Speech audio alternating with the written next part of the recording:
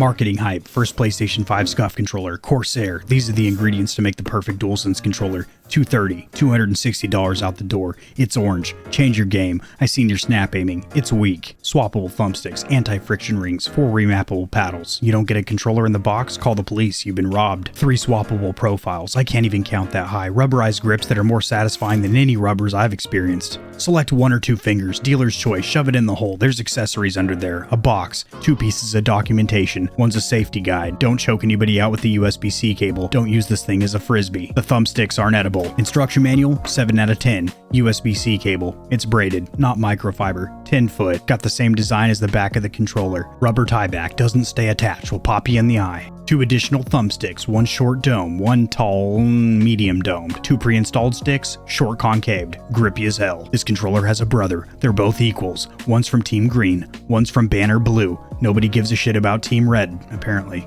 There's a S on top, stands for Stallions or Scuf. USB-C, nice little Easter egg graphic inside of the thumbsticks, attention to detail. One has rear buttons, the other one has rear paddles.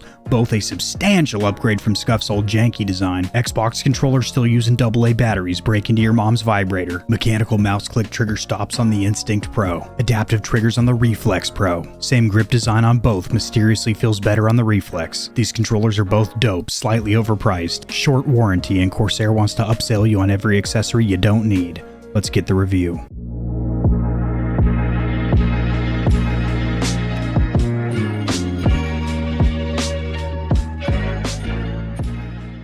When I reviewed the Scuf Impact Pro a few months ago, I actually liked this controller quite a bit, which is surprising because I've kind of bashed or openly disliked Scuf controllers in the past. And the reason I like their new controllers was because they went with this new rear button design. Instead of external paddles, these are actually sunken into the rear shell, which means there's a much smaller chance of these breaking off. And it's just a much better ergonomic design where you can comfortably simultaneously cover all 4 of the switches. The overall build quality or fit and finish is better than ever now that they've been acquired by Corsair and they're kind of whipping their QC or quality control. And because of that, I do predict that the long-term reliability of these controllers are going to be a lot better than we've seen in the past. Now Sony's getting a little bit of love with the first ever PlayStation 5 controller from Scuf. Now there are 3 separate models of the Reflex controller, one of which I definitively think is going to be right for the majority of PS5 gamers. The base level Reflex starts at $200 US and is not out yet, but will be coming out later this year. The Reflex Pro, which is being reviewed in this video, is $230, and the Reflex FPS is $260. Down here in this drop down for compare models, I'm going to explain why the Reflex Pro, the version in this video, the middle tier,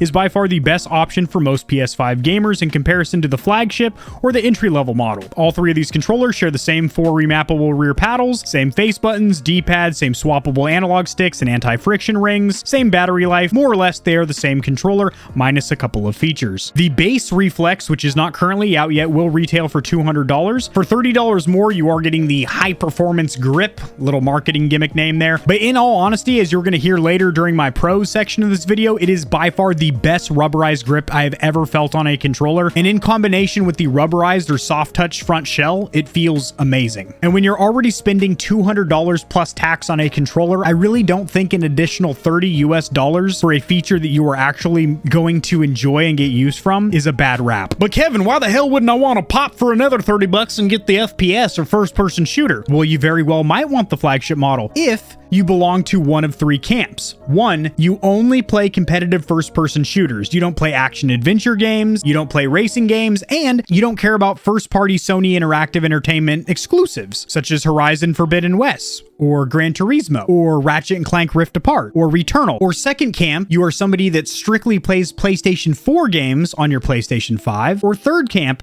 you are a PC controller player that plans on plugging this into the front of your tower. Why do I have to belong to one of those 3 camps to go for the FPS model over here? Because this removes the 2 most unique and downright awesome features of the DualSense controller that will be used in every single first-party SIE or Sony Interactive Entertainment title, past, present, and future on the PlayStation 5. We're talking about adaptive triggers. They get stiffer or lighter depending on what's going on screen, maybe pulling back a bow in Forbidden West. Maybe you're playing the new Gran Turismo 7 and every car has a different gas and brake feel, different resistances. And then the vibration modules, as they call it over here on Scuf's website, but in reality, it's haptic feedback. It's not some sloppy rumble force motors like we've had with previous controllers. Pictures on screen here of a disassembly video of the DualSense where you can see a visual difference between the modern haptics and the old generation rumble force motors. All first party and even a lot of third party first-party games that are on the PS5 platform are going to make full use out of the adaptive triggers and haptic feedback. And the real important note here is that a lot of times it isn't just to add immersion, but it's an actual function in the game. For example, Ratchet and Clank in Returnal, you pull down the trigger halfway, that's a single firing mode, you feel a nice crisp wall of resistance, but you push further and you crack through that, and you're in a secondary fire mode. Or for situational awareness, the haptic feedback is so accurate that it can actually pinpoint off to the very left or the middle or to the right where enemies are shooting. If you plan on playing any PlayStation 5 games on your PlayStation 5 other than competitive first-person shooters, you're going to want to go with the Reflex Pro. You're getting those rubberized grips, which feel fantastic. Granted, I wish it was only a $15 or $20 option, not $30. And the Reflex FPS, if you strictly only play first-person shooters, only play PS4 games on your PS5, or are a PC controller player, then this most likely will be the best option for you, because you are getting digital or smart triggers, as a lot of companies like to refer to them as, but in reality, they're mechanical switches, much like a mouse click. Well, Kevin, you got him over there on the Impact Pro. Why don't you got him on the Reflex? Two reasons. One, Xbox, PlayStation 4, Nintendo Switch, none of those have adaptive triggers. And two, with the Impact, they're actual trigger stops that you can turn on or off. Now, as you can see, I have a full linear pull for racing games and whatnot, but you click it on and now you have that mouse click. For those competitive first-person shooters, you don't have that option with the Reflex. You either have the adaptive triggers or you have a separate controller that has those permanent mouse-like digital switches or mechanical switches. Now, as for warranty, you're only getting a 6-month limited warranty from Scuf or Corsair, which is relatively short. Recently, I made a video ordering a couple of custom controllers from Battle Beaver and Evil, and they had some real janky warranties. We're talking real Paquito or short ladies, and also paid warranties. That's right. If you want coverage for your controller that you should get with any premium or custom controller, you gotta pony up the dough for that, sweetheart. You're only spending $200-300 on a controller. Break out that change purse and throw a couple more shekels for the warranty that you should be getting anyway. But 6 months, limited. That does not include stick drift, right, Kevin? Edit in if it does. I'm at a loss here. I just don't have an answer for you. I Googled it. I can't find the answer. I even went to Scuf's actual warranty page over here. I hit Control F and I searched for drift or stick drift. No answer. So I don't know, but I guarantee you one of the experts in the comments section does have the answer. So some of the unique quirks and features of this controller. Well, first of all, Corsair is doing this bad boy in a drop system, much like the new generation consoles or any high-tier, high-ticket, high-demand, low-supply electronics goods. This is the first time I've ever seen a controller go through a drop system. Part of this might be to negate scalpers using bots and scripts to scoop up dozens of these controllers to scalp them on things like StockX and Facebook Marketplace, but it is also a very tactful marketing campaign from Corsair to create a lot of FOMO or fear of missing out with these controllers and making them seem like they are a hot commodity, which they are, but they're hyping them up even further. I did make an entire video going over the process of getting one of these controllers and my thoughts on it, as it was an interesting experience. That will be linked in the description below. Other than that, this is the first PlayStation 5 controller from Scuf. I guess you could consider that kind of a quirk or interesting note. Also, this front trim piece is incredibly easy to come off to swap your thumbsticks, these anti-friction rings, or if you want to change up the color. Also, there's a couple of little Scuf Easter eggs inside each of the thumbsticks. If you tilt them up, you will see Scuf with this awesome hex pattern. That hex pattern continues on to the rear paddles, and these are paddles, not buttons. I might have said in a couple of previous videos that it was a rear button design like the Impact and Impact Pro over here. They are actually still paddles, but they are sunken in so close to the rear shell that they're almost a hybrid. Like, the way they function almost feels like a button, but as you can see by using the old gamer corneas, it is still a paddle design, which is traditional Scuf fanfare. As for features, all three of the models include swappable thumbsticks, anti-friction rings, which glide along smooth plastic when you're at full lock. Now, keep in mind, this is a standard feature on a stock or OEM Sony DualSense controller, so all these aftermarket companies are going to have those. But you do have 4 remappable rear paddles, and if you go with the Reflex Pro, which is this model here, retailing for $30 more at $230, you do get this insanely good rubberized grip, which we will talk about later. And the Reflex FPS also adds the addition of mechanical or digital triggers, which feel like a mouse click, similar to what we have here on the Impact Pro. And these are fantastic. I stand behind them 10 out of 10 for PlayStation 4, Xbox One, Xbox Series. But when it comes to PlayStation 5, any Sony Interactive Entertainment first-party games are going to have full functionality for the haptic feedback as well as the adaptive triggers, savagely limiting the functionality of a very expensive controller. Now, me personally, I have a surplus, or what I like to call a chaotic collection of controllers. It's just a ridiculous, stupid amount of controllers. Just a dumb amount of money I've spent on controllers because it's my hobby. Some guys collect sneakers, Tims and J's. I collect controllers. Aim and Battle Beaver. I don't know why I just randomly grabbed those two brands. They just were on the top of the dome. But when I spec out a PlayStation 5 controller, I generally forego smart triggers unless it is a trigger lock system where you can turn them on and off, which can give you a full linear squeeze, and then you click them on, and you have that tiniest little mouse click. Now, I really wish the Reflex had that option, but it's all or nothing. As for ergonomics, this is using the OEM or factory shell design. Pictures on screen here of those exact measurements, and it feels incredibly good in the hand. I do believe the DualSense controller is a substantial upgrade over the DualShock controller from the PlayStation 4, or the DS4 as the kids call it, the DualShock 4. That was relatively small for most North American hands, as it was primarily aimed at the Asian market, as where the DualSense is a little bit more catered to North America and being a better fit for different hand sizes instead of just small to medium hands. So the build quality, fit, and finish feel absolutely amazing. Very high quality, very premium. This front shell is a rubberized soft touch material. This grip in the back feels literally second to none. The best rubberized grips that I've wrapped my greasy gamer mitts around ever. And the rubber or silicone compound that they're using on the thumbsticks is also top tier. Incredibly comfortable and incredibly grippy. So the fit and finish, ergonomics, and how it feels in your hand is very, very good. Things to press on the front: D-pad, face buttons, share and options button, touchpad, all stock factory OEM Sony. So you're gonna have a rubber plunger under there, they're membrane switches. Really not a whole lot to talk about with those because you can go pick up a standard DualSense right now and it's gonna feel the same. Thumbsticks, very good for a few reasons. First of all, you have those anti-friction rings, which actually work very well. You glide along some smooth plastic when you're at full lock. Not to mention the rubber that they're using is incredibly grippy, not only on the concave sticks, but also the two domed options, which I have installed currently, a short domed on the left and a high, not very high, it's more of a medium rise, domed on the right. But they're grippy enough to where even though this is a dome design, I get plenty of grip and accuracy out of these. Also, I did some dead zone testing, not only on the PlayStation 5 by turning my dead zone settings all the way to 0 in several games, but also on the PC using a software program I most likely will do another tutorial video on because it is very useful for detecting stick drift before you can actually notice it or feel it in game. And there was 0 out of the box, so that's awesome considering, to my knowledge, they're still using those standard Alps thumbstick modules that virtually every other controller uses. And because of that, the resistance is identical to a standard PS5 controller, snap back to neutral, identical, good range of motion with this higher right stick. The one thing I'm not a huge fan of, and this is very minute, not a huge deal at all, there is a little bit of an audible sound. I'm gonna boost this audio sample in post-editing, and hopefully you can hear what I'm talking about, but as soon as you break neutral and get out of the dead zone and start to move the right analog stick just ever so slightly, you get like an audible click. It's really weird.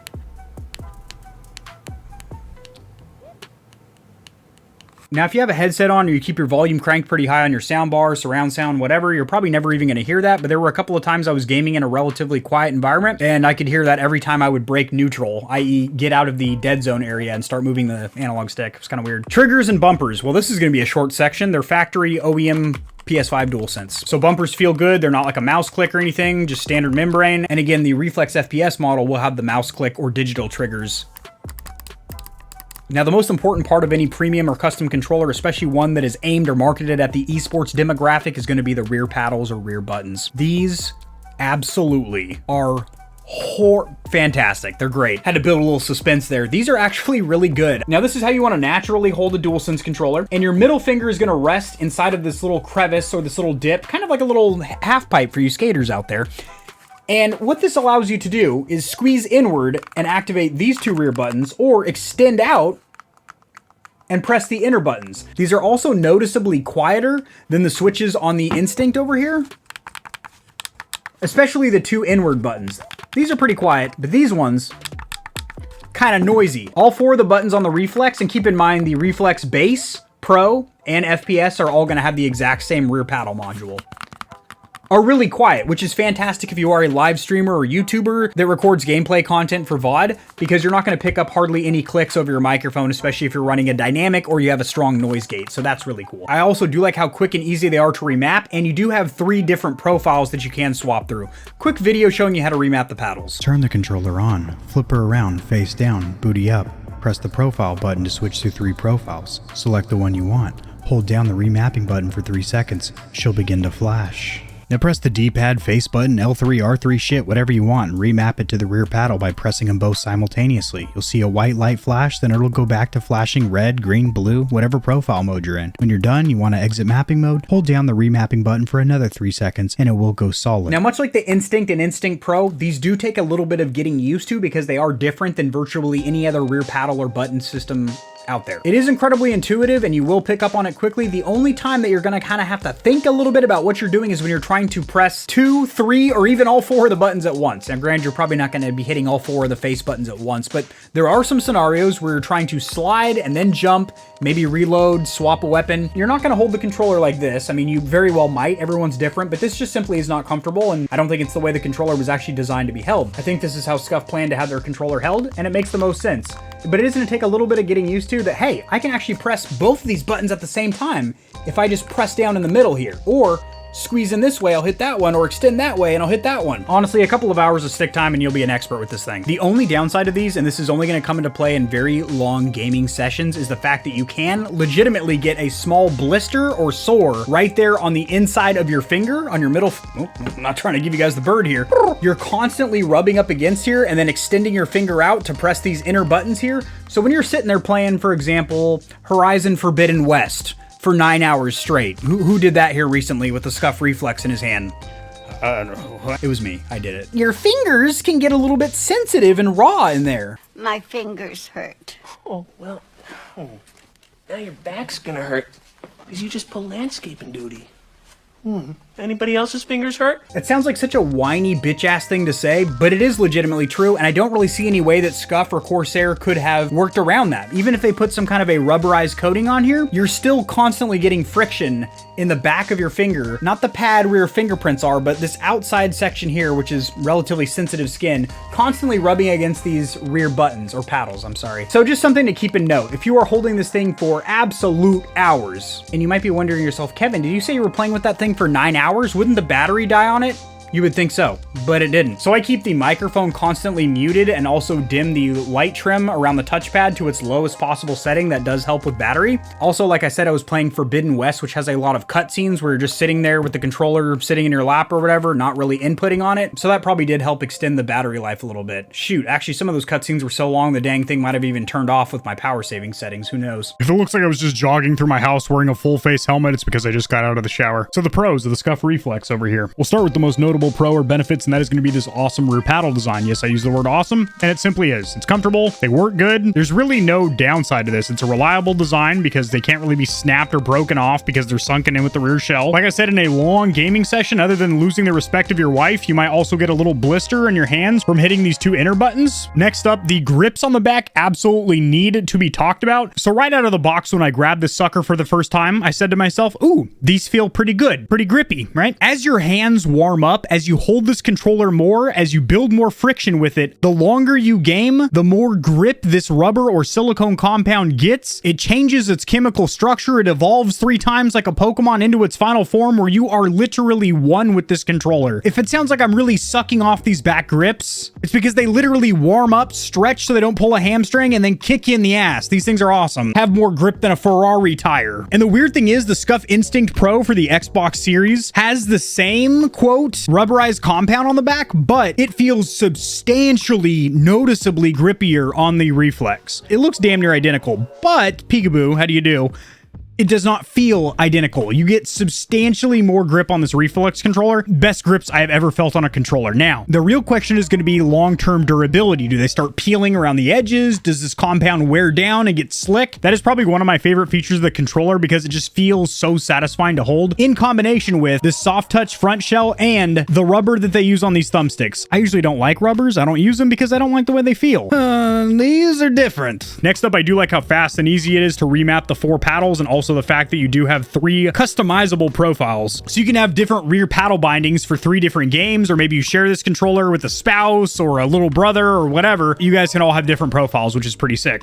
Next up, cosmetics. I think this thing looks sick. This was one of the few colors that they had left, and at first I was a little bit skeptical, but honestly, Caution Orange looks super good, actually, and I'm very satisfied with the looks of this controller. So what are the cons or downsides? First of all, the warranty could be longer and should be longer. It's 6 months. I would like to see at least just 1 year. To bare minimum, sweetheart. So I would like a longer warranty. You know, extend that bad boy, please. Pump it up. Also, that weird little noise it makes on both thumbsticks, but particularly the right one, whenever you break neutral or get out of the dead zone and start to move it. The next con, availability. These things are in a damn drop system, and it says right on their website, more are coming soon, and you basically have to sign up for a newsletter where you do get email marketed quite heavily. I made a video on it. Then after you buy the controller, Corsair or Scuf starts sending you additional advertisement about upgrades or accessories for your controller and gamer grip that you put on your hand and it gets better grip on the controller, and a pillow that you put between your schmeckle and your elbows so you can lock in there and get the best ergonomics, and like all this shit that you don't need. So that to me is a huge con. Availability for these, they're not really readily available. You can't just go buy one of these and then have an estimated shipping date even down the road. You have to wait for a drop, and the only way to know that there's a drop is to give up your email address and get marketed heavily, and then after you buy the controller, get marketed even further for upgrades. That's just downright frustrating. The price isn't terrible, but I do think it should be dropped about $20 across the entire lineup of Reflex controllers, taking the Reflex base from 200 to 180, the Reflex Pro here from 230 to 210, and the FPS from 260 to 240 respectively. And the reason I do think that is a little bit high is that these are not custom controllers, these are premium controllers, meaning they are built one size fits all. Yes, you can get different colorways, and yes, there are 3 different models, but it is not like these companies that have an online builder where you can customize literally everything from the face buttons to the share and option buttons, then have your own custom logo on the touchpad and add trigger stops and mechanical bumpers and additional thumbstick tension. It's not a customizable controller or a custom controller. It's a premium, a one size fits all, i.e. it can be bulk produced because you're just selling a pre-built. So that should cut down manufacturing costs, in essence, that you're not having to stock or surplus a bunch of different parts for different customers that make different orders. The price point is a little bit high, just a little bit. Like I said, about 20 bucks would be an easier pill to swallow. That was weird. A little crink in my wrist there. Would be an easier pill to swallow. If these things do last, which is a big question here because these just came out and they're the first ever PS5 controller from Scuf. So nobody really knows what the long-term reliability or durability is going to be like with these. I do honestly think it'll be better because they have been acquired from Corsair, who seems to be taking Scuf controllers in the right direction. But with a hefty price tag and only a 6-month limited warranty, I do hope to God that this sucker lasts because it's a damn good controller and I enjoy playing with it and I don't want to have to buy another one. Now let's look at any potential competitors for this controller, other options if you are in this price point. First of all, we have Battle Beaver. Guess what? You have to build a controller. They have no pre-builts. Get them out of here. Evil. Whoop. Guess what? Doesn't have any pre-configured or pre-built controllers. Get them out of here. Aim. They do. Come over here, PS5. Now, these ones that say pre-designed PS5 controllers don't have any rear buttons. They're just, you know, cosmetic upgrades and whatnot. But over here, limited edition, these are all 4-paddle controllers. But look at the price point, $360 to $380. Go ahead and take a loan out and sell a kidney now. I mean, these do look sick, but way more expensive. So not even in the price point, not a competitor. Next, Hex Gaming does have pre-builts as well. The Rival is a 2-paddle. The Ultimate is a 4-paddle. Make Your Own is the builder, but Premium Edition, they're pre-builts. This would probably be the most direct competitor, considering this is $200, which is $30 less than the Reflex Pro and the identical price of the regular Reflex. Clicking on it over here, you do have 4 remappable rear paddles. This does come with swappable thumbsticks, 6 of them, not 4 like the Scuf Reflex. Now it's $200 for the all black. However, if you do want to get a graphic or a design, they get more expensive. But as you can see, it changes the colors of the triggers and bumpers. That's up to you if you want to spend more for cosmetics. If you just want the black version, it is $200, making this the most comparable direct competitor. How about Cinch Gaming over here? Instant ships. Each and every one of these PS5 controllers, which I took the time to do my due diligence and click on each one, are all 2-button controllers. Now, you can build a 4-button controller from Cinch, but they do not have any pre-built 4-button or paddle controllers. Get them out of here. So the AIM is way more expensive, but Hex Gaming has a virtually identically priced and spec'd controller. I have that controller here. Give me a second. There she is right there, so you know I'm not just blowing smoke up your tukuses. I believe it was Drake that said, no lie, no lie, no lie, yi. No lie, no lie, no lie, yi. Oh, should have been a rapper. Anyway, because this is literally a direct competitor, now granted, this one does have a handful of cosmetics. By handful, I mean this one was built on their builder and they sent it out for review. This has like literally everything you can put on it, but this has the remappable 4-paddle design as that $200 version that we saw earlier. I will be making a separate video, a direct comparison between the Scuf Reflex Pro and the Hex Gaming Ultimate over here. Obviously, I've spent a lot more time with this controller because I've had this for several months and I've only had the Reflex for about 3 days. I already know, call it woman's intuition, call it spider sense, call it my gamer goo tingling. I already know which controller I like more. Why don't you go ahead and drop that down there in the comment section below what you think I might like more. But they are direct competitors, not only in price, but they come in a pre-built version and you can customize them on Scuf's website and Hex Gaming's website if you want to spend a little bit more for cosmetics. And most importantly, they have identical features, meaning 4 remappable paddles and swappable thumbsticks. Yes, this controller's super dope and is worth the wait and expensive price point. Am I telling you to buy it? No, but you should probably buy it. There is a tab on my YouTube channel as well as the description in every video to my merch store in case you're sick of being naked. I also have coupon and discount codes for many products including custom controllers and gaming chairs found only in the description of my videos. Check me out at Facebook Gaming where I am a partner and upload a ton of exclusive gameplay content. Join the community Discord to chat with myself for the stallions and stallionettes of gamer heaven. And while I love each and every one of you bucking broncos equally, if you want to become a stallion or stallionette by supporting myself as well as the channel, clicking on the membership tab allows you to become a member of Gamer Heaven where you unlock a ton of exclusive perks. Smacking the thumbs up button, otherwise known as liking the video, will help it to get seen by more gamers. This information will reach and assist them as well. Subscribe for more content like this. I cover news in the gaming community and industry as well as tutorials helping you get set up streaming and YouTubing, and honest gaming peripheral reviews, keyboards, mice, headsets, controllers, mics, chairs, etc. And I'll see you tomorrow because I upload daily. Usually. Most of the time. Peace.